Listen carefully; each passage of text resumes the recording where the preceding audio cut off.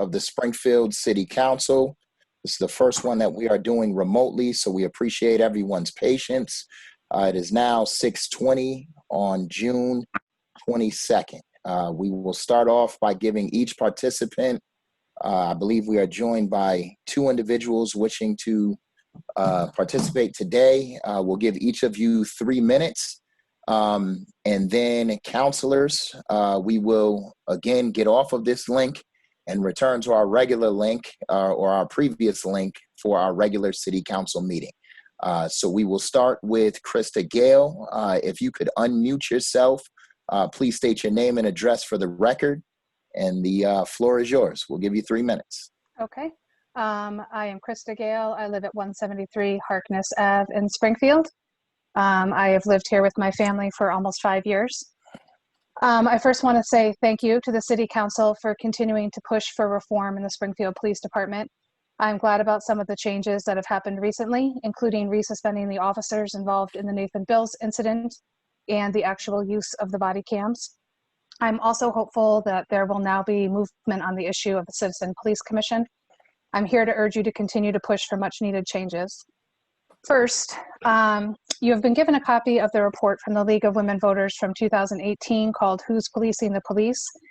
The report documents the lack of trust in the Springfield Police Department by residents and gives insight into what Springfield residents need to restore their trust.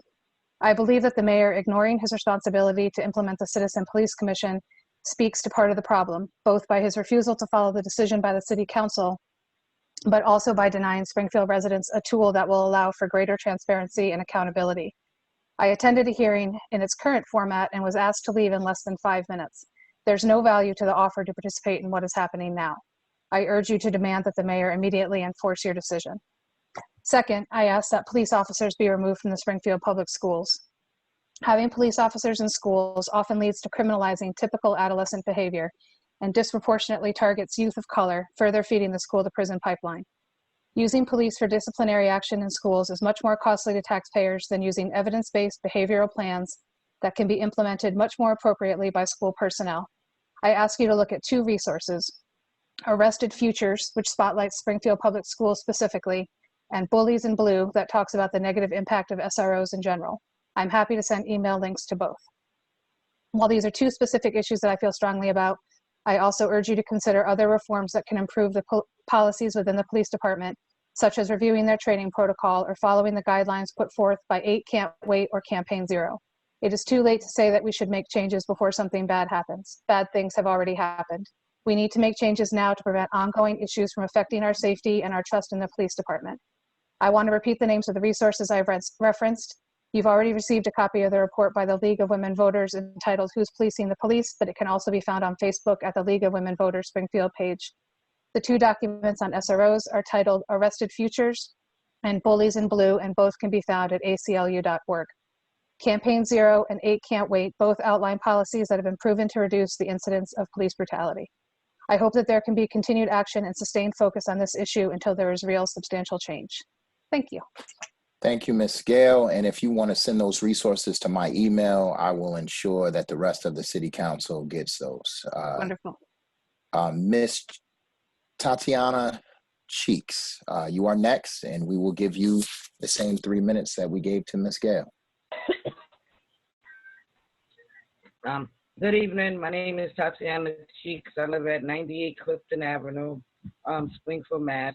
And I am here to ask the city to put a definition on what playgrounds are, to define the difference between playgrounds, sitting parks, dog parks, and whatever other kind of parks we have here.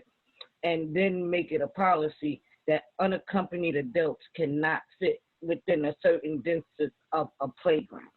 Because the park I'm referencing to is Johnny Appleseed Park. No, Johnny Appleseed Park, right? Jesse, nod if I'm saying the right park.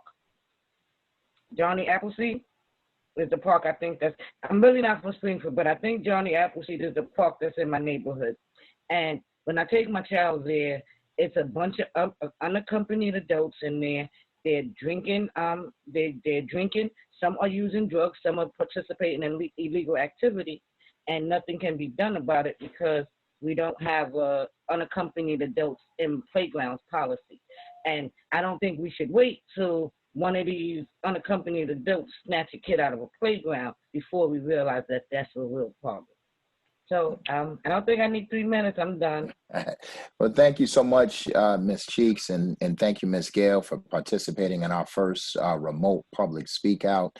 Hopefully we'll get the information out a little bit better than we have in terms of folks being able to sign up and actually participate, as there's a lot happening in the city of Springfield. So we appreciate it. And to those counselors who found the transition easy, it seems like a good majority of us were able to transition from our last remote meeting to this remote meeting. I'm going to ask you to do it one more time for practice sake. And so if we could log off to this link, we will get started on our we'll get started on the previous link with our regular city council meeting. So thank you everybody so much. Thank you to those who signed up for public speak out. We appreciate it.